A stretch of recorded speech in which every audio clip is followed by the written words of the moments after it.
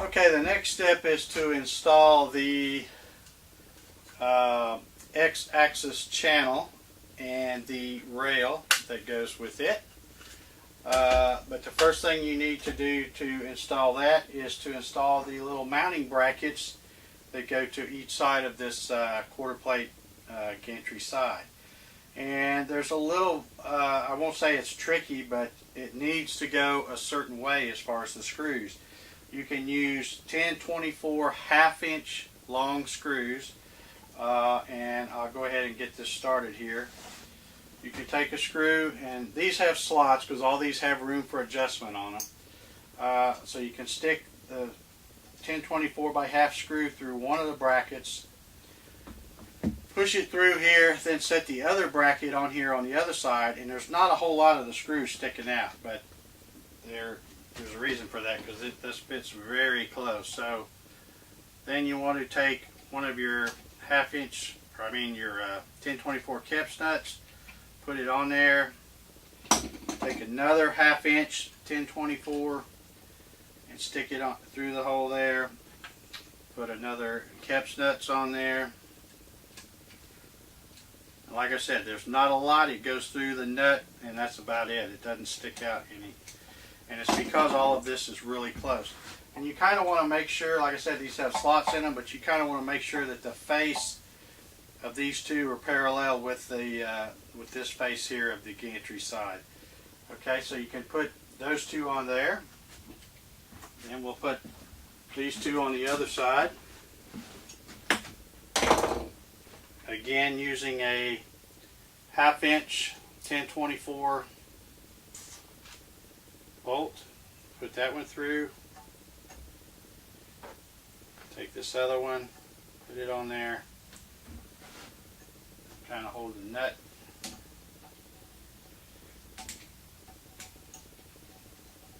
Okay, snug it up a little bit before I get those too tight. Just kind of get them parallel with that face. Another 10/24 by 1/2" long screw.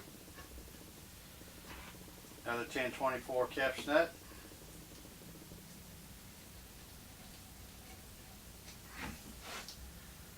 Okay, let me get these.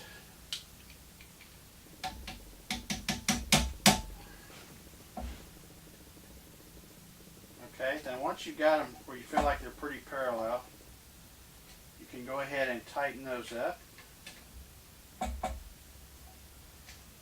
Again, you may or may not need the wrench to hold that nut. A lot of times it'll grab on that metal, but if you want to make sure you've got it extra tight, put the wrench on it.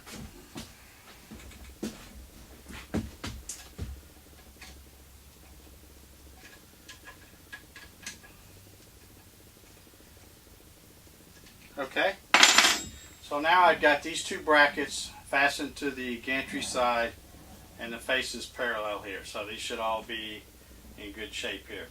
Now I'm going to move the camera around to the back here so you can see the back side of this, because you do use a 1/2" long 10/24 screw in one place, and you use a 3/8 long screw in another place.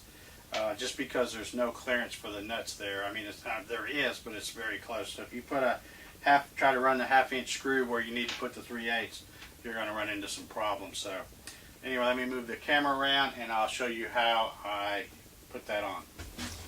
Okay, I'm going to show this from one side so that I can get close enough that you can see, but you basically just take this channel that's formed and kind of slide it. Like I said, there's not a whole lot of clearance. It goes on pretty tight.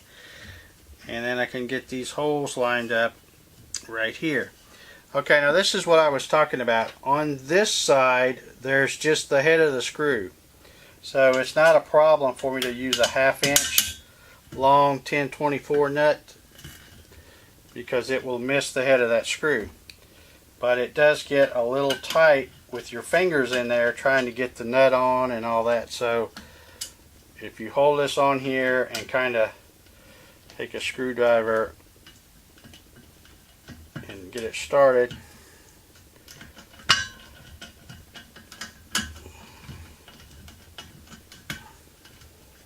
Okay, and you can see how tight that is right there. And I made it that way for a reason too, folks, because these are just little 16 gauge brackets, and the longer you get them, the easier they are to bend. So I wanted everything to be nice and stiff, and when you put a bracket on each side like that, it really snugs it up. Now, you're probably not going to be able to see from this camera, but this is the side on this other side where the nut comes through. That's where you want to put the 3/8 bolt. And if you just take one of these kip nuts and kind of hold it over that hole, and then take the 3/8 screw, you can run it right on in there and nothing interferes. But it is pretty tight clearance, and I'll show you that when I get all done tighten this one up. I'll move the camera around and take a shot of this so you can see what I'm talking about.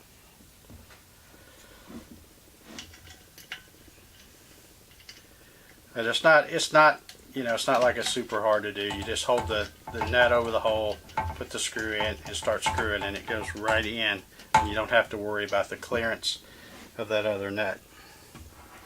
Again, these can be 1/2 inch because they miss it okay. And I'll kind of show you what I'm doing on the other side. On this side, I just hold that nut over the hole, take the screw, get it started,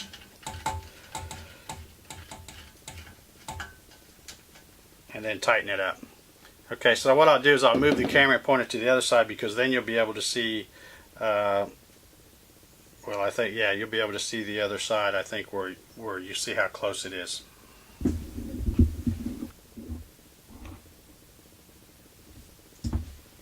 Okay, I'm going to kind of show this one head on so that you can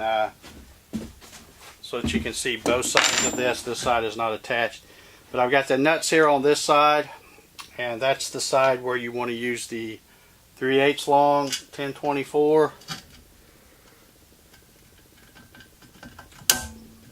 because it will be very snug. And what I need to do is hold a nut,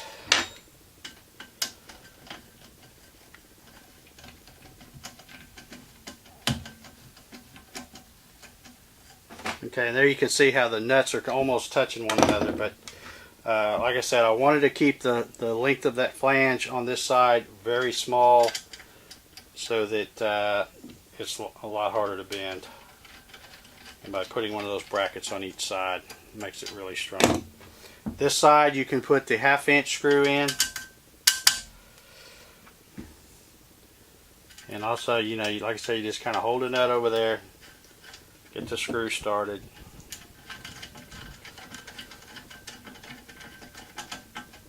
and there you go.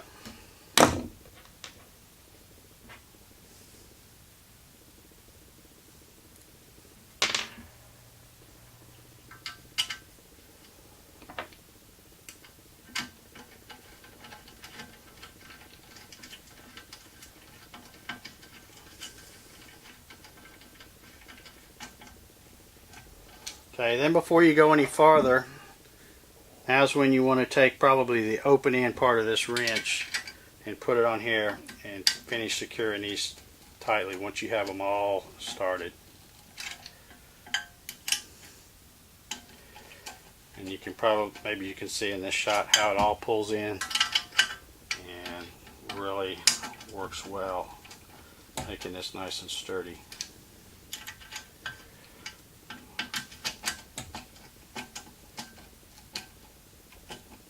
Okay, now I'll go make sure the other side's tight, and we'll put the X-axis rail on.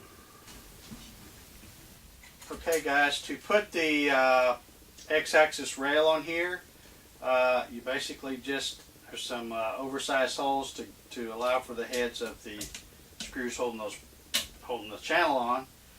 But all these other holes should line up exactly, and they're just through holes, tight tolerance through holes. So they just take your 1024 by 1/2 inch machine screws, and put one on each end to hold it up there.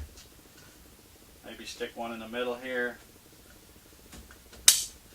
and again just kind of put the nuts on finger tight until you get one in every single hole.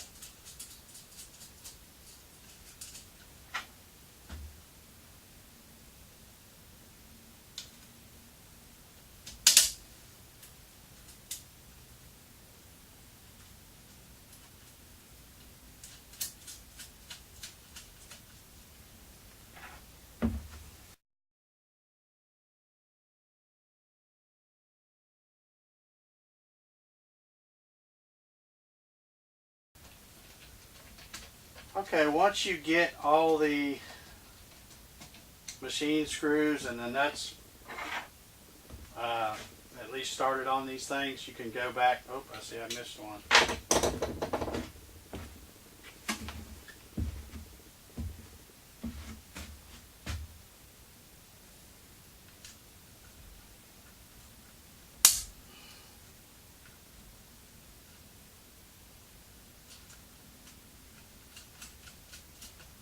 Okay, there we go. So now you can take your 3/8 wrench and your Phillips screwdriver and just start on one end, and maybe tighten a couple on this end and go over and hit a couple on that end, and just work your way down. Just make sure you don't miss any of them, and get all this tightened up. And then once all that's done, we'll be ready to start on working on the Z-axis assembly.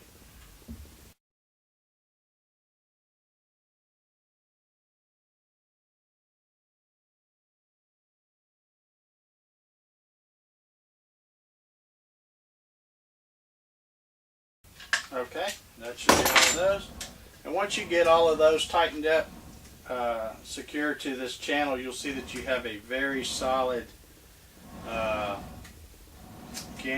X-axis gantry slide that is going to be good and sturdy and not have any flex in it. So, okay, now it's on to the Z-axis assembly.